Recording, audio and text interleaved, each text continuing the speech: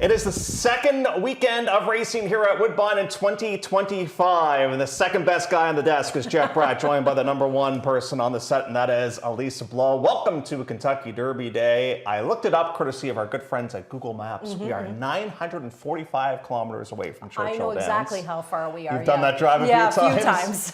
And yet, it doesn't matter where you are. It's Derby Day, I know. And it's always something special, and I just love the fact that, you know, we have obviously Mark Cassidy well represented on the program, Yes, and with Sandman, and Mark had a good day yesterday with Nitrogen, so hoping to keep that roll going, but there really is, even though we're far away, something special about Derby Day. It has a feel, Yeah, right? it does. Opening day always has a feel. Closing day has a feel. Plate has a feel. Yep. Derby has a feel. And I bet we're going to see a lot of ladies dressed up in hats this afternoon here. And hopefully weather improves for them down there too. It's been a bit of a messy start. Pick a mutter. It all started off just before the Oaks yesterday, as a matter of fact. We'll recap that for you coming up a little bit later on.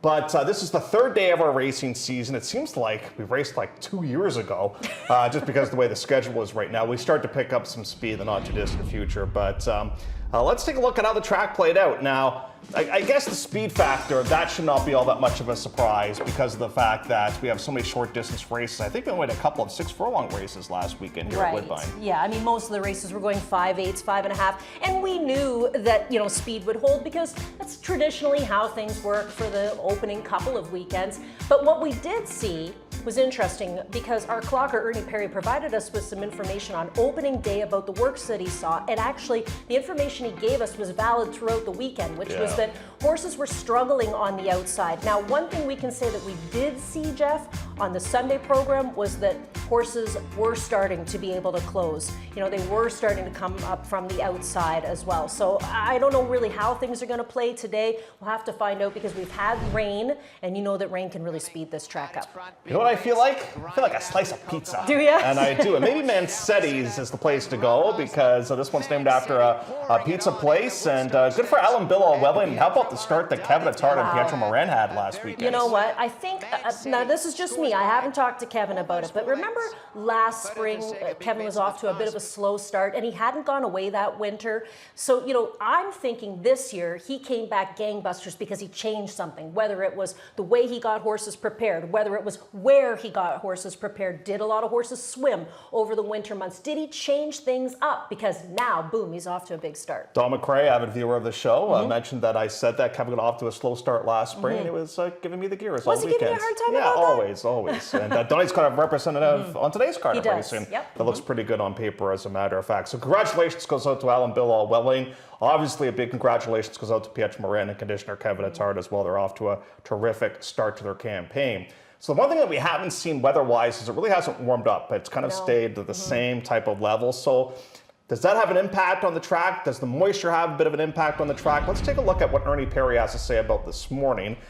So 4 to 5, it was 4.5 on Sunday's card. So we expect the track to be pretty quick yet again today. And I think the track was a 4 on opening day as far as what he rated it to be. But what he noticed that was slightly different from last weekend was that the inside horses breezing had a slight edge. And that's normal because that's the path, right? So that path, you know, as they race, work over top of it, it will get fast. But otherwise, he thought that the outside was fairly even for workers today. So that might help us out to try and handicap this afternoon's program. I mean, we'll get a feel for things after race 2 is complete, but maybe today we'll see some horses coming from off the pace. At least I hope so. I've got a few closers in my picks today. Horse to watch is a 2-year-old that just got up to just up to 3/8, and that is Bell. That's an Uncle Mo. We're going to follow the progression of that one. And Ernie says the best wagering race is coming up. It is race number 9 on the program, and we'll talk about that more a little bit later on this edition of Woodbine Racing Live. Also coming up on this edition of WRL, we'll catch up with our track announcer, Robert Geller, the hardest working man in horse racing. And we're also going to catch up with Ernie with his Derby play as well. So do join us for that. Now, if you're not familiar with our show, it has changed a little bit this season. It's more of like part of the interruption type of style. We got the stopwatch out. We'll get it going in here. And Elisa's got about 2 minutes or a minute and a half to get all her thoughts. That's going to be impossible. And we're going to start off Can with... you add time to the clock? No. We're going to start off with your best bets, and for whatever reason, this horse always seems to find a home back in the barn of Matt Douglas. Yeah. This is Stolen. Don't know how Stolen got back into Matt Douglas's barn, but here we go. Yeah, it was kind of interesting, actually, wasn't it, Jeff? I mean, if you kind of read between the lines there was an interesting move how the horse got back into the Matt Douglas barn last season. But here's what I was talking about today as far as picking a horse that can come from off of the pace. You've got speed from Strike Accord. You got speed from Quiet Madalena. You've got Summer Snow, who is lightning fast for Vivez. And I'm hoping we see all these speed horses ding-donging out on the front end, and it sets up perfectly for Stolen. She was ready to roll in her first start last season. She came from 7 lengths out of it to end up getting the win that day for actually it was Jose Campos and Matt Douglas. Now it's Sahin Savachi who's going to be doing the riding, and he did ride her to a victory at the end of the season last year. So I'm hoping, and I guess everybody else is hoping the same thing, that there's so much speed in this race that we watch Stolen just fly past them all. So I'd be watching for that one. But certainly, you have to try to figure out which ones of the speed horses can stick around for a piece of the action too. And Summer Snow is no slouch. There's a lot of pace in here. And the thing with Summer Snow that I would not be too worried about, she never works, this horse. No. Very, very rarely works. Like 2 works, she's fit. She's ready. She's ready to go for 5/8 of a mile. Oh, we're done. But Summer Snow is definitely one that should be a real pace factor, I would think, there in race number 2. I'm a big fan of Taylor Swift. Never made it to the concert, unfortunately. But what about Z Swift? Let's touch on this one coming up a little bit later on the program. And this one's name is Zena Swift. And Steve Owens had a terrific campaign over the wintertime down at Gulfstream, and already a winner on this season's card of racing at Woodbine. And he won the last race on the card on Sunday with a horse by the name of Poulin in OT, who just aired. So I would think that Steve Owens is going to be off to a really good start because he sends out Zena Swift here in race number 3 on the program. I want to show you the replay from the last race at Gulfstream. Now, this is February the 26th, just to show you how brave this filly is. So she's got the white blinkers. She's in the middle. She's in that sandwich there right now between the other horses. Watch her. She's easy to see with the blinkers. But if this is my horse, I start to freak out right about now because this is a really tough place to be in. You could get sandwiched, bumped around, squeezed back out at any point in time. This could get ugly really fast too, Jeff. It's one of those events where you kind of watch with your eyes closed. And then once she shakes loose and she's able to find a path, what I noticed when I watched the replays, okay, the jock says, yeah, I'm going to go to the inside. Inside looks pretty good to me. And then right here, he hits her right-handed, but she drifts out, and he's like, okay, I guess we're going to the outside, and ends up coming on to finish in the 2nd place spot. It's not a bad effort from her here. It sets her up for a good race today. She only raced 3 times over the winter months, and she was sitting on a couple of seconds. And for me, I'm thinking to myself, if I'm Steve Owens, I'm like, you know what? I'll save her for Woodbine. I get to race in the nominators at 2. I'll have my conditions for this season, and I go for a real juicy pot of over $50,000. She's come in to the race with a tight breeze in 47-3. In my opinion, she's the horse to beat. I'm with you. Especially, I find with the winter race horses, I think you can train locally early on to go 5, 5.5. Once you start to go 6, 6.5, 7, you need that conditioning. I think that will help out in a big way. So I'm with you in regards to Zena Swift. The question mark is Lake's like flatter off the long layoff, and now goes to Mike the Polo Barn. Yeah, I'm going to watch and see this one, but did go south for the winter. That is true. I'm not a huge breakfast guy. Like maybe like on a Sunday during the off season, I might go out. And, every Sunday, me and the dog have pancakes. Well, when I go, I like my eggs sunny side up, and you know why? Because then I can dip my toast into the yolk. Oh, you're one of those kind of guys, a dipper. Yeah. So my Sunny Valentine, gonna go postward here for conditioner Willie Threnos. Threnos has got 2 in this race. He's got Just Follow Me as well. Speaking of layoffs, you've got Captain Courtney, who I guess is the biggest question mark of this race. Yeah, Captain Courtney. We haven't seen this horse in a couple of years, and it's the first time we're going to see this mare here at Woodbine. I guess we'll see what she's capable of doing. But my Sunny Valentine, the $32,000 price tag just makes you go, a little bit, right? Because it's like he's dangling this horse in front of a whole bunch of people, and he's saying, but off of some of these races, you're thinking to yourself, do I watch this horse go or do I take this horse? Because you look at that stake race on January the 11th, and this horse ended up going off on the equine ambulance, so likely on the vet's list, and then you needed to take some time to get her back to the races on the 14th, where she's a decent 6th, beaten about 4 lengths. But if there's an opportunity to run a horse for a price tag here today and maybe avoid the chances of getting claimed off of a race where you see equine ambulance and a comeback race, then maybe you can take this kind of an edge with this horse. She was a monster last year, Jeff. I mean, she won 4 races, including a nice little starter that she won at the end of the year. I think that was first started off with a claim too, when he had claimed her off Drexler, and then Drexler put a couple of horses in that race, including Gloriana and Veery, and this one got the better of them. I think maybe the horse might have bled in that race because we're without Lasix. That's my guess. I don't know, because I watched the replay and I didn't see anything that looked soundness-wise to be a problem, but you're right, it could have been a Lasix issue. Okay, Olivia Rose. We've seen graduates of this Heritage Series do very well last week. Little Teddy and Junior Hotshots. They both came off layoffs and they both ran big at the age of 4. Do you think Olivia Rose is capable of doing just that yet again here? That's the reason why I actually put this horse in the top spot today, because of how well Little Teddy ran last week and how well Junior Hotshot ran last week. So horses coming out of those Heritage Series races did incredibly well. And one thing I want to remind people of with Olivia Rose was that when she won the Fury, which is a stepping stone on the road to the Woodbine Oaks, we kind of thought to ourselves, I think I was doing the interview and I thought, I'm going to go out and ask, now Mark wasn't here, but Nancy was here, so I'm going to go out and ask if maybe the Oaks is on this horse's radar. And I believe at that point they said no, like this is a sprinter through and through, and that's exactly what she is. But she's been a very good horse. Last year she made $128,000. I get that she's a younger horse taking on some older horses in this race. One of the older horses in here that is honest as the day is long is the 4 Cara Cara. She had a good year last year. Even with only winning 1 race, Jeff, she amassed $145,000 for John Mattini. And she was the victim of some, what would you want to say? I guess some bad breaks, right? And when I say that, I mean bad breaks from the gate. And because she's so speedy fast, when she got taken out of the mix really early, it was all over for her. And I know John was kind of pulling his hair out too, but I think, he's sending her out sharp. She's got a couple of nice workouts too coming into this one. What else do I got? 0? Oh, you hit it perfect. Wow! I wasn't even timing that's myself. called you hit the post. You hit the post. Do you remember learning that in school? Yeah. I did. So if you're not familiar with that term, it's when you'll talk about a song, and then as soon as the artist starts singing, you have to stop talking. Exactly. That means you've hit the post. Exactly. That's an old radio term. Yeah, we learned that in school. Well, yes, the 8 tracks are playing. We're ready to rock and roll. Okay, so we go from Olivia Rose to. Do you have a green thumb today? What do you think? Are we going to do a little bit of gardening here with Garden of War? I raked some leaves the other day, and I don't know if you guys got that bad windstorm it was awful. on Tuesday. Yeah, that branch come down, and I don't have a chainsaw. I don't have a saw, so I gotta wait for someone to come and help me out. But by the way, this should be called the first time gelding steak. Oh, I like that. Because there's all kinds of I got a couple of funny names we could call this one, but I think I'd lose my job if I said them.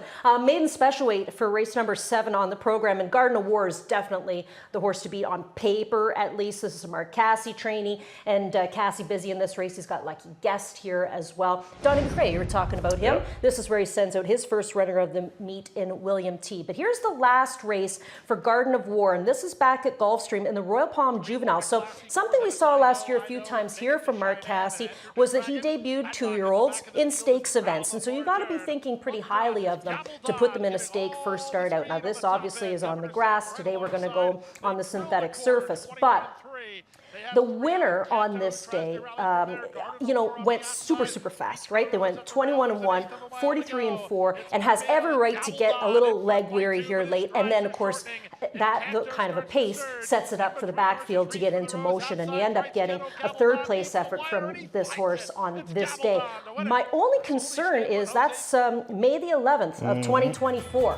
So what happened after that kept the horse away from the races? You'll see workouts down at the Cassie Training Center, and then you'll see local workouts here, including a 5/8 breeze and a minute and change. But yeah, there obviously was something that, maybe just didn't come back 110%, that they had to shelf the horse and bring him back for this season. But it's another war of will, and we think those horses will just get better with age. 3 horses came of that race to win. The winner came back to finish second at Royal Ascot. That just goes to show you how tough that race was back on May the 11th. We're doing well here. We are doing well. Let's get to the Whimsical now. It goes as race number 8 on the program, the Grade 3 event. We'll go at 6 furlongs in here. I would say we had 2 very impressive Josie Carroll first-time starters last year, Cut the Dust and Earhart. Yeah. They were kind of the 2 big ones. Now, Cut the Dust, the form has kind of fallen off a little bit, but Earhart looks like she's in pretty good shape. Do you have any concern here that the shortest distance that she's ever gone in this portion of her career? Well, I guess, but then I start to look around and I'm thinking, who else could possibly get her here today? I think if you're looking for a spoiler, it could be the 3. Gallon Rush. Remember, she came here last season for Clement. She did win the Hendry. That was at 6.5 on the synthetic. And I remember, too, we were talking about that because we weren't sure just how she'd handle the synthetic surface, and she had no problems with it. Now, anytime a Clement horse comes here to Woodbine, you got to pay close attention to. But Earhart caught the eye of our clocker, Ernie Perry, last week. Remember when we showed you that very first board, I think, on opening day? He said, watch out, because that work that she had on April the 27th was lights out in 58. So she's obviously a horse coming back in good form. I'm excited to see her and see how she's changed and how she's grown. But yeah, one's across the board in this year's Whimsical. What about Ticker Tape Home? She can fire well when fresh, and she's got a little bit of speed, and she's got a nice little outside draw. She's a little bit more seasoned than, say, a horse like Earhart is. So I looked at Ticker Tape Home and Star Candy, and surprisingly enough, I don't see any works down south. But that doesn't mean that they didn't work. They just maybe were at Mark's training center, right? And you can do whatever you want when you own the training center, I guess, suppose. But what I do notice is that they're working together all the time, right? So they keep them together, and most recently they work from the gate, and the faster horse was Ticker Tape Home by a tick. I think Earhart's got really unlucky last time out because the trip, they threw everything at her early on. A bunch of horses went after her, and she just got a little bit tired. And she came off Lasix too. Yeah, and it was her first start going around 2 turns. I think eventually turf for her down the line, but it's a starting point here, and I think that Rafael Hernandez is pretty happy to see her back in the entries. Again, look at you. You're like 4 for 4. Let's do it. Let's see if we can't go 5 for 5. Jackpot high 5 time goes this race number 10 on the card. A main optional claimer, and we do have a carryover of around $7,000 in this spot. Is today going to be the day here for Isaac Leo? I'm surprised the horse is this big of a price. Yeah, I know. And with Pietro Moran aboard, come on.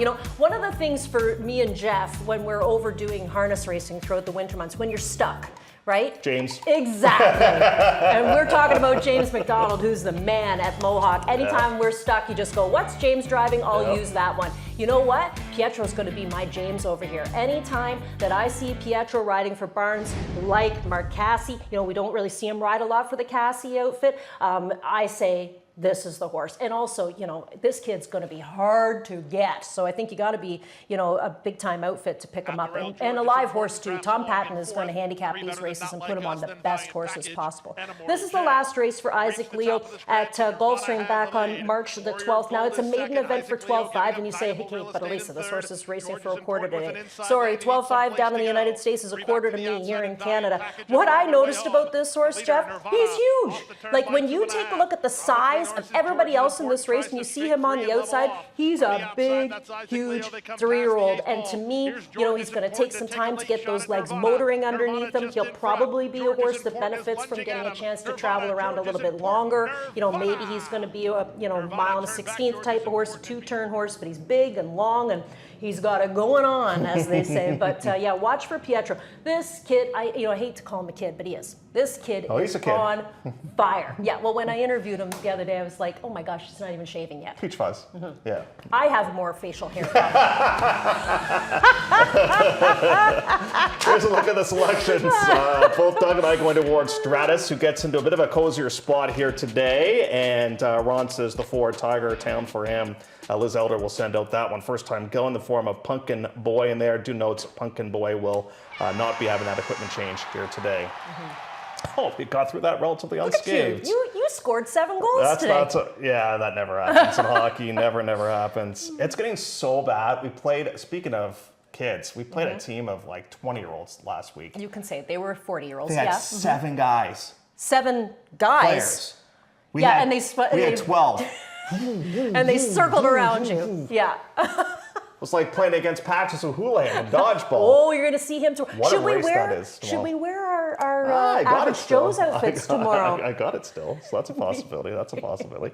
Plays of the day. We've got some of those that we want to pass along to you if you want to play along with us. And here, a batting leadoff is Ms. Lisa. Well, I told you about Stolen. I just need the race to set up perfectly for her. I'm going to key Zena Swift in my pick 5 today. I think my Sonny Valentine's a possible key on today's program, and I'll use this value play at 6-1. Isaac, no, it's not Isaac. It's whatever his name is. Isaac Leo. You forgot the last part. Isaac Leo. Well, his bar name's Isaac. His bar name could be Leo. It could be too. But yeah, lots of keys for me on today's picks. So I'm with you in terms of Stolen. My best bet is Garnivore. I'm with you on there. Earhart's, I just think, is a single. If she's as good as we think she is, she wins that race, and I beat the favorite is going to be Stratus, and I'm going to key that one on top of my vertical wagers, jackpot high five, supers, and stuff like that. Tomorrow we kind of have some more original picks. Tomorrow's card has got fuller fields, and it's a really, really good card of racing. Here's a look at the print plays of the day. Doug, the author of the journal, going towards Ella It Is, who right now is actually bigger than the morning line price. And Mr. Ron Gearkink, he's going to go towards Earhart there for post position number 1, and that one reacquires Lasix. You know what I'm thinking, don't you? Well, you know what I'm thinking. You can see Ron later on, or you can give him your message now. Oh, I think I can give it to the both of them, weasels.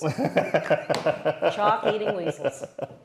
Clocker time. Let's take a look at those horses, courtesy of one Ernie Perry. And where is he going to go? Well, he's going to go price shopping with William T. Do you think he goes by Bill in the market? Possibly. Is he named after Bill Talon? He could. Hey, we should tell Bill that. Yeah, we'll get him out to the races at least. But yeah, 8-1, the price on that horse. He's talking about a work that this horse had in company as well. So galloping out in 59-3, that was a pretty snappy work. And Juliet Carey-Connor is a little bit intriguing to me, I like coming Connor up a little bit today. later on the program. That one coming up in race number 9 on the cards. And, Connor's had some chances, hasn't been able to break through as of yet, but back-to-back really good races to wrap up last season. And you and I are huge fans of this Big outfit. fans, yep. And a good work coming into the race as well, which is the one that he caught, right? The work on April 27th in 59. Yep. So that's a bullet move. When we come back, we'll talk a little Kentucky, whether it's Oaks, Bourbon, or Derby. More Woodbine Racing Live after this timeout. Love horse racing? HPIBet.com is Canada's leader in online horse betting. Access thousands of live races from hundreds of tracks worldwide instantly. Enjoy the most advanced betting tools like AI Smart Picks and exclusive cashback rewards you won't get anywhere else. Join today and get up to $100 in free bets. Get the ultimate horse betting experience with HPIBet.com.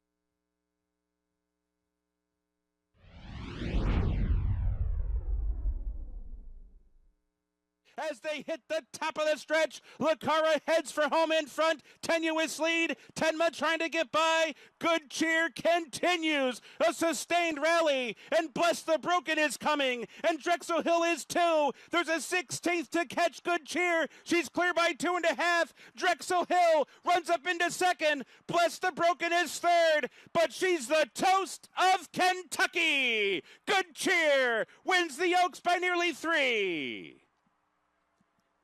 Drexel Hill was Good Cheer pulls off the victory in yesterday's Kentucky Oaks, and one gentleman that watched that was our track announcer Robert Geller, joined as well by Elisa Blow here on the show. And it's so good right now for Godolphin. They won the 2,000 guineas earlier on today as well with a ruling court, so everything's turning up Godolphin. But what I want to touch on with both of you is how well represented Team Woodbine was yesterday. Yep. Nitrogen, Right. she feels pretty, was Yep. awesome in her race. Amazing. And as you said, the runner-up in the Kentucky Oaks. Yes, Drexel Hill, was campaigning here as a 2-year-old with Yep. Barbara Mitchell, really effectively put in some slashing finishes and had a couple of decent runs and a couple that weren't so good, but that was a phenomenal second that we just saw to Good Cheer, who's clearly an amazing filly. I mean, she hasn't been beaten, but she really closed well. I was delighted. Nitrogen's gone from strength to strength, and of course she feels pretty established herself as one of the top class mares on the grounds, and I have to say that, it's a shame that it's sloppy, but it's kind of intriguing to me. I kind of think it throws a lot of opportunity to get a value play, not necessarily unless the market finds something that's actually right on the money. But this is typical often of some of the Churchill Downs Kentucky Derbies. The 150th was amazing. 151, I'm sure we won't get that type of finish, but you never know. So Robert loves the prices. And I love the let's take a look at some prices. stats when it comes to the Kentucky Derby, because if you want to make some money, this is the race to play. So the last 25 years, the average odds on the winner, 18 to 1. Isn't that cool? Well, let's see an 18 to 1 shot today. But look at these, like the exact that paid over 1,000. The try, 12,000. Yep. Oh, yeah. Robert got the super a couple of times. Last year, you had the winner. You Mage last year. Oh, right? that was 2 years ago. Was it 2 years ago? I had Sierra Leone last year. Missed out by a whisker. Oh, yeah, it was Mr. Dan one last year. We had That's right. Mage the year before. I loved Mage, and I Yeah. love Giacomo. I've had a couple of winners along the way, and I hope to get today. I'm quietly confident of my jockey anyway. Last My 6 jockey. years, the average win payout, 33 to 1. 33 to 1. Rich Strike helped out that. Well, yes. See, a lot of people forgot Okay, Rich Rich Strike was Strike. even in the race because he drew it off of the All-Stars. Well, he was. Well, maybe that's a good That's sign right. for things to Yeah, come this could year. be. And then just weird things happen this race, like Mind That Bird. Yeah, like that he was gets, great. he gets Yes, some really I odd had stuff a coming bet on up. Mind That Bird. Now, the one thing that I keep waiting for is we take a look at the field for the dish number 151. It's Team Japan to finally win this race because they're so well represented all around the world. Do you think this is the year? I do. I think Luxor Cafe can win. Okay. I love the jockey, Joe Moreira. He is world class. He will really give this horse every opportunity. Love the draw. Love the fact that this horse loves the wet.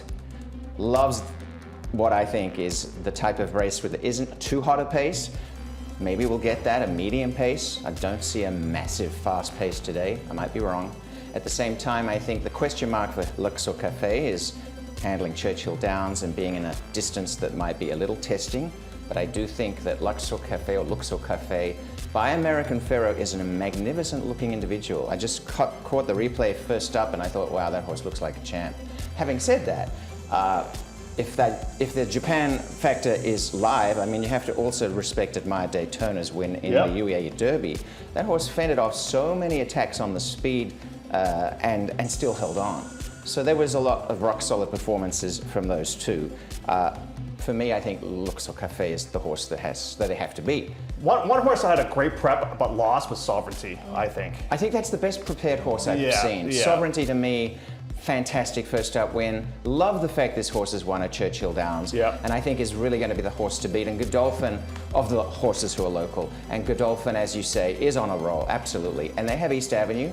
I'm not sure how that will be on a wet track, but to me, Sovereignty really will be closing and definitely a very good effort last start when running. And let's on. face it, Elise, if journalism runs this race, and if he's as good as we think, he's going to win, like we saw yesterday. I think we kind of overthought it, but journalism's always in these 4 or 5 horse fields. That's the thing, and it's never the been West in the mud. Coast. Yeah. Everyone on the West Coast is championing journalism because they want to be able to say we've got the best quality horse, and I understand that, but the quality of the horses that journalism has beaten, I'm not 100% sold on, I'll be honest. But journalism does very well in sitting a handy trip and very solid in a finish and hasn't put a foot wrong. But again, it's a question mark of where the strength lies across the globe, really. And there's your exacta box, 7, 8, and 18. And what I love about this, Elise, is the fact that you could potentially have favorites finish first and second, and the exacta is going to be great because there's so many horses. I know. I know. You know? And I mean, you can look.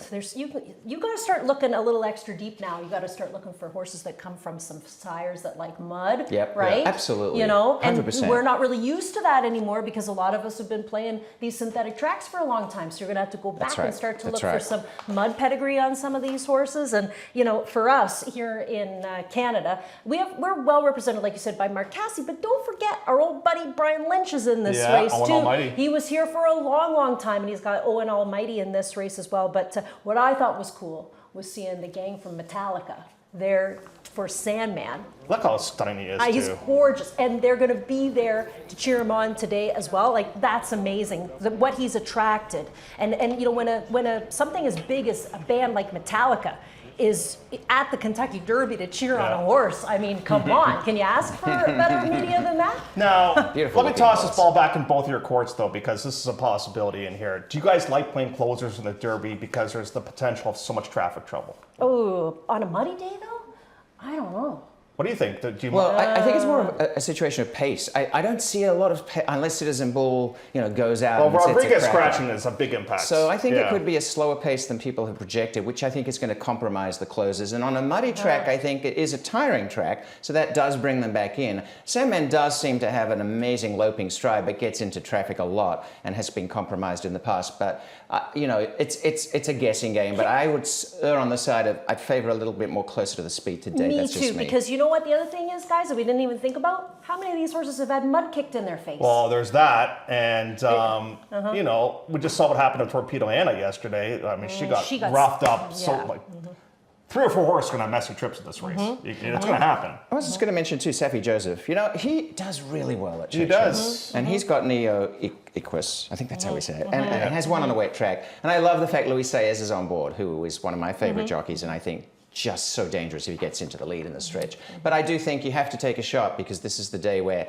you can win 18 to 1 shots just like that. Of course. Ernie Perry, our head clocker, with us here at Woodbine. He has put together how he would play the Kentucky Derby, and we'll take a look at what his strategy is going to be in here. So Ernie says, you know what, he likes Citizen Bull, he's with you, he wants to toss in a pace horse, and I think from the rail the horse is going. Journalism, he likes that one, he likes sovereignty as well. He's going to play the try box, the exacta box. Ernie's playing everything. Supers, pick 6s, pick 5s. We got them all covered. Anyways, that's what Ernie's Well, going to do. I did a bet for my mother on Chunk of Gold. How's that? Oh, There you well, go. you got to play what Mom likes. Absolutely. She's done well in big races. Yes, I've had mud kicked in my face and still won. True, but the other thing too, and this has happened to me before, you send a horse out to race in the mud that's never been in the mud before, the rider will come back and say, he was petrified of the sound. Right? Yeah. Of the sound. Stuffing those ears. You could get some stuffing in those ears, because they've never heard that before. It's a lot of factors. What do you think about the Thorncliffe tomorrow? I mean, normally when you see Fila de Ariana, you're like, well, that's not It's not turf. It's not turf. But Patches is just... Well, Patches is working the house down, and Patches to me likes the synthetic. Probably Patches has the edge, but Philo's such a great gutsy horse. Yeah. Great to see them back so soon. I mean, I wasn't expecting that. A fantastic matchup. You never know; they could both be beaten. Yeah, you're right. The field is that tough. It's a good field. It's a tough. Some nice horses today, including I'm excited to see Earhart. Yeah. I think back here with Josie Carroll, very early in the season, I think will be very dangerous. Yeah. Good fields tomorrow, 2 big field Very sizes. good. Yeah. Really nice to see. We need that. What's going on, buddy? Oh, just Getting I'm smart. really close to you. I'm just like, Robert, thanks for stopping by. My pleasure. I appreciate it. Happy Derby Day. Robert, go. Yes. By the way, just out of curiosity, like in Australia, do people watch the Derby? Yeah, they do. I mean, it's obviously timing where your location is. But yes, they don't understand dirt racing. They don't quite understand the attraction of it compared to turf. But once they give it time, those who do, they really appreciate it. Yeah. Well, we appreciate you, my friend. No, thank look you. At you. Got the run for the roses. Yeah, the run for the roses. I love it. Luxo Cafe. I love it. Your fashion consultant's doing a good job. I heard he fired him. I have a few, actually. Horses have arrived inside the paddock area for race number 1. We'll get you all set for the opener coming up next. Thank you so much.